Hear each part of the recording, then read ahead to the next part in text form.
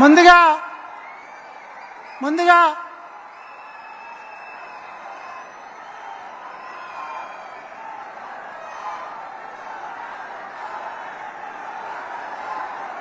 నరేంద్ర మోడీ గారి నాయకత్వం వర్ధిల్లాలి నరేంద్ర మోడీ గారి నాయకత్వం. ముందుగా మహిళా సాధికారత కోసం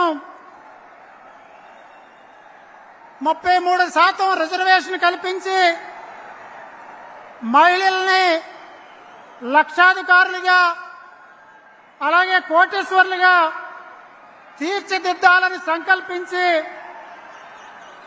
సంకల్పించినటువంటి సోదర నరేంద్ర మోడీ గారికి మహిళా మణుల చేత సిరి సత్కారం.